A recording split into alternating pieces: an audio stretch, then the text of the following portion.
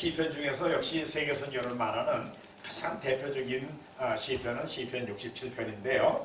이 시편 67편은 전체 구성으로 보면은 시인이 하나님 앞에 복을 구했어요. 그런데 그 복을 달라 그러는 이유가 주의 도를 땅에 주의 구원을 만방중에 알리기 위해서라고 그랬습니다. 그리고는 그 다음에 시인이 기도하는 내용이 있는데 그 기도의 내용이 세계 모든 종족을 위해 기도해요. 그 다음에 결과적으로는 땅의 모든 족속들이 하나님을 이제 경배하게 될 것에 대한 예언을 또 말하고 있는데요. 좀 더 구체적으로 살펴보겠습니다. 1절에 시인이 하나님 앞에 세 가지를 구했어요. 하나님은 우리에게 은혜를 베풀어 주세요. 복을 주세요. 그 얼굴빛으로 우리에게 비춰주세요. 빛이 그래가지고 그 말이죠. 그래가지고 결과는 2절입니다. 주의 도를 땅 위에 주의 구원을 만방중에 알려주세요. 1절에 시인이 하나님 앞에 복을 달라 그러는 이유가 2절입니다. Your way may be known on earth. 주님의 도가 on earth, 이 지구촌에 알려지는 일을 위해서요. 여러분, 제가 한 가지만 팁을 드리는데, 시편에서 땅이라는 단어가 나오면 그걸 땅이 흙바닥이라고 생각하면은 세계 선교가 안 보입니다. 근데 시편의 땅이라는 단어가 영어에서는 다 earth예요. earth. 예, 지구촌, 지구.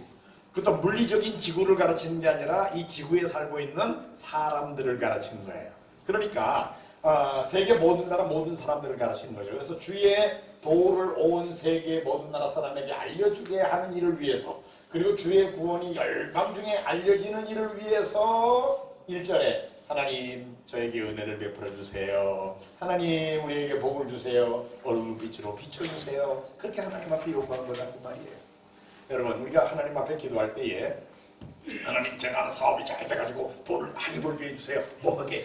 그래야 내가 나중에 행복하게 좀 누리면서 살 거 아닙니까? 그거예요? 아닙니다. 하나님 사업이 좀 잘 되게 해주세요. 뭐하게? 그래야 선교사님들 적극적으로 열심히 후원해가지고 세계 복음화가 되게 될 거 아닙니까? 목적 자체가, 복을 달라 그러는 목적 자체가 뭐예요? 주의 도를 땅 위에 온 세계에 복음 전하는 일을 위해서, 그리고 주의 구원을 열방 중에 알리는 일을 위해서 하나님 저에게 이 기도를 응답해 주세요. 그런 거죠. 어떤 종류의 복을 구하든지, 자녀 교육에 대한 문제든지, 뭐 사업에 관한 거든지, 어떤 일이든지 하나님 정말 저에게 복을 주세요. 그러면 하나님 복 주시면 어떡하라고? 주의 도를 땅 위에 주의 구원을 만방중에 알리는 일을 위해서요. 그리고 그 다음 절에 시인의 기도가 나오는데요. 제가 한번 읽어볼 테니까 잘 들어보십시오. 이 시인이 누구를 위하여 기도하고 있는지를 잘 보세요. 하나님이여 민족들이 주를 찬송하게 하시며 모든 민족들이 주를 찬송하게 하소서. 온 백성은 기쁘고 즐겁게 노래할지니 주는 민족들을 공평히 심판하시며 땅의 나라들을 다스릴 것이니이다. 하나님이여 민족들이 주를 찬송하게 하시며 모든 민족으로 주를 찬송하게 하소서. 시인의 기도의 범위가 어떻습니까? 누구를 위해 기도하고 있어요? 민족들로, 모든 민족, 땅의 모든 백성. 얼마나 세계를 품고 있는 넓은 비전의 사람인가 하는 것을 볼 수 있죠. 이 시인은요, 구약시대의 사람입니다. 구약시대에 속한, 지금처럼 우리처럼 뭐 세계 지도가 있고 이런 시대에 살던 사람이 아니에요. 그럼에도 불구하고 이 시인의 비전의 범위는 세계적이었다라는 겁니다. 사실 사람은요, 자기의 비전 이상으로 큰 그릇이 되지 못합니다. 자기가 비전이 좁아터진 사람은요, 그저 생각이나 그 관심의 범위가 그 범위이기 때문에 그만큼밖에 큰 그릇이 못 돼요. 세계적인 큰 일을 할 사람은 비전 자체가 먼저 세계적이어야 합니다. 그러다 보면 나중에 세계적인 인물이 되는 거지. 그래서 비전은 좀 터졌는데 나중에 세계적인 그릇이 됐나? No, 안 그렇습니다. 이 시인은요, 세계를 품고 기도하고 있습니다. 민족들, 모든 민족, 온 땅 다 보세요. 그렇죠? 자, 그러면 또 보세요. 제가 다시 읽습니다. 민족들, 세계 모든 나라 모든 종족들이 어떻게 되게 해달라고 기도하고 있는 겁니까? 하나님이여 민족들이 주를 찬송하게 하십니다. 모든 민족들이 주를 찬송하게 하소서. 온 백성은 기쁘고 즐겁게 노래할지니 모든 민족들을 주는 민족들을 공평히 심판하며 다스릴 것이기 때문입니다. 하나님이여 민족들이 주를 찬송하게 하시며 모든 민족으로 주를 찬송하게 하십시오. 지금 세계가 어떻게 되게 해달라는 거예요? 하나님만 예배드리고 하나님만 찬양 받으시게 그렇게 만들어 주십시오. 한마디로 이 시인은요, 비전의 범위는 세계적이고요. 그 마음에 불타는 열정은 하나님이 홀로 찬양을 받으셔야 됩니다. 하나님만이 예배를 받으셔야 됩니다라는 데 대한 열정에 사로잡힌 사람이라 그 말씀이에요. 그래서 이 시인은 월드 크리스천, 그의 비전의 범위는 세계를 품은 사람이고요. 월드 크리스천이고요. 그 다음에 그의 마음을 지배하는 열정은 하나님의 영광에 대한 열정입니다. 하나님만이 예배를 받으시고 찬양을 받으셔야 됩니다 라는 데 대한 열정이에요. 그리고 중간에 4절에 보면 주는 민족들을 공평히 심판하시며 땅의 나라들을 다스릴 것이다. 하나님이 바로 공의로운 통치자이십니다 라는 것을 고백하면서 이 찬양을 드리고 있습니다. 하나님의 주권에 대한, 하나님이 지금 통치하고 계시는데 하나님의 통치는 공의로우신 통치입니다 라는 것을 고백해요. 그런데 모든 나라 모든 종족을 하나님이 통치하고 계신다는 것을 고백하는 그런 내용으로 되어 있다 그 말이에요. 그래서 다시 여기서 제가 이 시편 67편에서 강조하는 내용을 보면요, 비전의 범위는 세계를 품고 있어요. 월드 크리스천이에요. 그의 마음을 지배하는 열정은 하나님의 영광에 대한 열정입니다. 그래서 이거 좀 영어로 말하면 passion for the glory of God. 예? passion, 열정. 뭐에 대한 열정? glory of God. 하나님의 영광에 대한 열정. 바로 이게 이 시인이 가지고 있었던 거고요. 그 다음에 그가 믿는 하나님 어떤 하나님이냐? 세계 모든 나라 모든 종족들을 지금도 통치하고 계시는 주권자. 그런데 그분의 통치의 성격은 공의로운 통치다 라는 게 강조되고 있는 것을 볼 수 있습니다. 여기서 제가 강조하고 싶은 단어가 바로 이 passion이라는 열정이라는 단어입니다. 열정. 여러분 이 열정이라는 단어 속에 몇 가지 내용이 있는데요. 첫째는 어떤 내용에 대해서 그거 맞아 그거 중요해. 거기에 대해서 동의하는 거예요. 또 그게 그렇게 되기를 원하는 소원이 있어요. 하나님이 예배를 받으셔야 돼. 하나님 찬양 받으셔야 돼요. 하나님 그거에 대한 또 소원이 있어. 근데 거기에 생각으로 동의하고 거기에 대한 소원은 있지만 아무것도 안 하고 그냥 가만히 잠잠하고 있으면 그건 아직 열정이 아니에요. 열정은요, 그것이 그렇게 되지 않으면 나는 못 참아. 예? 그게 그렇게 되도록 내가 막 스트러글하고 추구하는 거, 이것까지가 있을 때 열정이에요. 하나님이 당연히 크신 하나님이 예배를 받으시기 합당하신 하나님 맞아요. 하나님의 영원한 그 높으심과 지존하심. 그래서 그 하나님이 홀로 예배를 받으시고 찬양을 받으시기를 나는 원해요. 그래서 그게 그렇게 되게 하려고 나는 내가 해야 될 일이 뭔지를 찾아가지고 노력하는 거. 요것이 같이 있을 때에 그런 것을 가르쳐서 우리가 passion이라고 하는 거예요. 근데 passion for the glory of God, 하나님의 영광에 대한 열정이 이 시인에게서 보여지는 열정입니다. 오늘 우리에게 필요한 게 바로 이거예요. 여러분 우리가 선교 사역과 관계에서요, 보통 왜 선교사 났습니까? 복음을 못 들은 사람 불쌍하잖아요. 그 사람도 지옥 가니까. 예, 그것도 물론 중요한 목적이에요. 그러나 사실은 더 중요한 목적은 당연히 우리 하나님이 받으셔야 될 찬양과 예배를 하나님이 받으셔야 되는데 저 사람들이 속아가지고 우상에게 경배하고 있단 말이에요. 하나님이 홀로 예배 받으시고 찬양 받으셔야지. 하나님의 그 좋으심과 하나님의 사랑이 그들에게도 알려져가지고 당연히 우리 하나님이 예배를 받으시고 찬양 받으셔야 됩니다. 이게 선교사역의 어떤 의미에서는 제일 중요한 목적입니다. 그 다음에 이제 시인이 이렇게 그저 하나님이 기도를 드리셨습니다. 결과적으로는 하나님이 땅의 모든 끝에 사람들에 의하여 예배를 받으시게 될 거예요 라고 말한 내용인데, 여기서 제가 강조하는 게 바로 이겁니다. 선교사역의 목적, 사람들의 구원에 대해서만 일반적으로 불쌍하다, 그러니까 지옥 갈 사람도 천국 가게 만들자, 그래서 우리가 선교합시다, 이게 이제 제일 강조되는 내용이에요. 성경적이에요. 물론 성경적입니다. 그러나 성경에 그것만 있는 게 아닙니다. 성경에서 어떻게 보면 더 중요하게 여기는 게 뭐냐면 죄인이 주인공이 아니라 하나님이 주인공이시라니까요. 그래서 그 하나님이 예배를 받으시고 당연히 받으실 영광과 찬양을 받으시게 만드는 거, 이게 더 중요한 거예요. 그런데 이게 균형이 필요합니다. 두 가지가. 그래서 앨리슨이라는 분이 하나님의 이 주권적인 역사 가운데 두 가지 프로그램을 진행하신다 그러면서 첫 번째 프로그램을 구속 프로그램이라고 그랬어요. 이 구속 프로그램이라는 건 뭐냐면 죄인을 구원해 가지고 용서해서 하나님 자녀 삼으시고 하나님 나라 백성 삼으시는 거, 이게 하나님의 구야.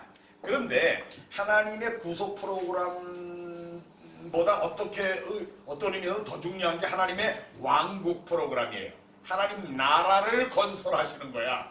그래가지고 이 킹덤, 이제 그래서 theology, 이 신학을 말할 때 보통 지금 신학교에서 대부분의 신학교에서 가르쳐지는 신학의 내용은 이 redemptive theology, 구속 신학 중심적인 신학을 가르치고 있어요. 저는 개인적으로 합동 측에 속한 목사로 사당동에 있는, 지금은 이제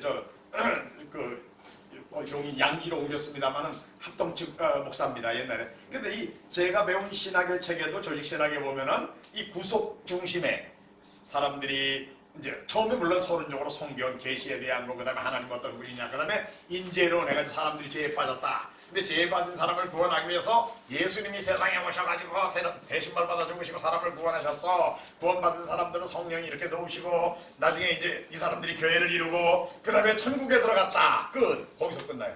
그러니까 어떻게 보면 주인공이 누군가면 사람이야. 사람 중에서 죄인. 이 죄인이 구원받는 게 중심 내용이에요. 이게 구속 프로그램에서, 구속 신학에서. 그래가지고 어떻게 보면 주인공이 죄인이야. 근데 성경 전체의 진짜 주인공은 하나님이십니다. 하나님.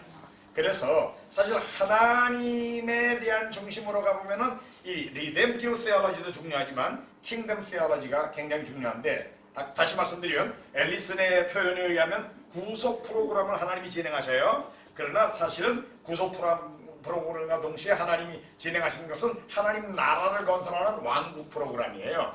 그래서 성경에 예수님도 오시자마자 예수님의 첫 메시지가 뭐예요? 회개하라. 천국이 가까웠느니라. 하나님 나라가 가까웠다. 너희도 가면서 하나님 나라가 가까웠다고 전해라. 하나님께서 나를 다른 마을에서도 천국 복음을 전하라고 보내셨다. 또 예수님이 이 천국 복음이 모든 민족에게 증언되게 온 세상에 전파되리니 그제야 끝이 온다. 예수님의 말씀의 오메가도 사도행전 1장 3절에 보면 해 받으신 후에 40일 동안 제자들에게 나타나셔서 하나님 나라의 일을 말씀하시니라 그랬어요. 그러니까 예수님의 메시지의 전체가 중심 주제가 하나님 나라라는 주제가 있어요. 예수님의 메시지의 알파, 회개하라, 천국이 가까웠느니라. 오메가, 하나님 나라의 일을 말씀하시니라. 그러니까 하나님 나라라는 이게 있는데, 여러분 이 두 가지가 둘 다 성경에서 나온 겁니다. 둘 다 성경적이에요. 하나도 틀린 거 없어요. 그러나 강조점이 너무 이쪽에 가 있다는 겁니다. 근데 우리가 이거를 중요하게 여기 보세요. 그래서 제가 여기 구속신학과 왕국신학을 비교해놨는데요. 구속신학에서는 관심의 중심이 사람에게 있어요. 특별히 죄인이 어떻게 구원받게 됐느냐. 그런데 왕국신학에서는요, 하나님이 관심의 중심이고 하나님의 영광이 제일 중요해요. 하나님의 영광. 그 다음에 또 하나는 중심 주제가 사람들의 구원에 가 있어요. 사람 구원. 구속신학에서는. 근데 왕국신학에서는요, 하나님의 통치권. 아까 시편 그 4절 아까 4절에서 아까 그랬죠. 하나님이 통치하신다고. 그 다음에 하나님 나라의 도래. 그 다음에 하나님의 영광에 나타난 이런 게 중심 주제입니다. 그 다음에 강조되는 하나님의 속성은 구속신학에서는 하나님의 사랑이 강조돼요. 하나님이 우리를 사랑하셔가지고 우리를 구원하셨다. 하나님의 사랑이 강조돼요. 그런데 사실은 왕국신학에서는 하나님의 크심, greatness of our God, 전지전능하시고 무한하신 하나님, 위대하신 하나님, 이게 강조되는 거예요. 그 다음에 관계는 주로 쓰여지는 비유로서 하나님과 우리 사이의 관계를 목자와 어린 양으로 또는 아버지와 아들의 관계로 비유로 설명을 해서 가르치고 있어요. 그런데 비해서 왕국신학에서는 하나님은 왕이고 우리는 그의 백성이고, 아니면 그분은 창조주고 우리는 그분의 피조물이라는 게 강조돼서 가르쳐지고 있습니다. 그 다음에 강조되는 사역의 분야는 사람 구원을 위한 전도가 강조되고 있고요. 그러나 왕국신학에서 강조되는 것은 예배, 찬양, 그리고 특별히 모든 종족을 위한 미전도 종족 선교. 왜냐하면 그 천국 복음이 모든 민족에게 증언되기 위하여 온 세상에 전파되리 그제야 왕이 귀환에 오신다고 그랬기 때문에 바로 미전도 종족 선교가 하나님 나라의 완성을 위해서는 중요한 거예요. 그 다음에요. 그 다음에 주된 사역의 목표를 이 구속신학에서는 사람들이 구원받는 데다 두고 있지만 왕국신학에서는 주된 사역의 목적이 모든 종족이 하나님을 예배하게 되는 것, 그리고 왕이신 예수님이 다시 귀환하시는 것, 예수님의 재림의 준비, 이런 것에 초점이 가 있습니다.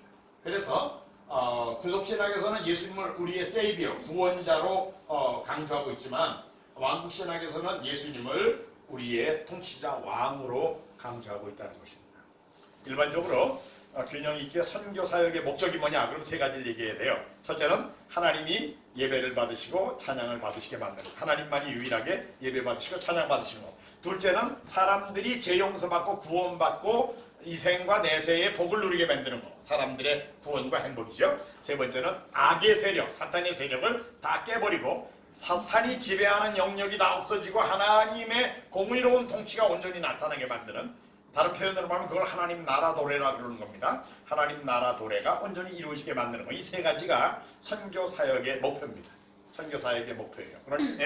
왜 선교사 하려고 그럽니까? 하나님 예배 받으시게 하려고요. 그리고 사람들 구원받고 행복하게 만들어 주려고요. 사탄의 세력을 깨고 하나님의 온전한 공의로운 통치가 실현되게 하는 하나님 나라 도래를 위해서요. 이렇게 말하면 100점입니다. 100점.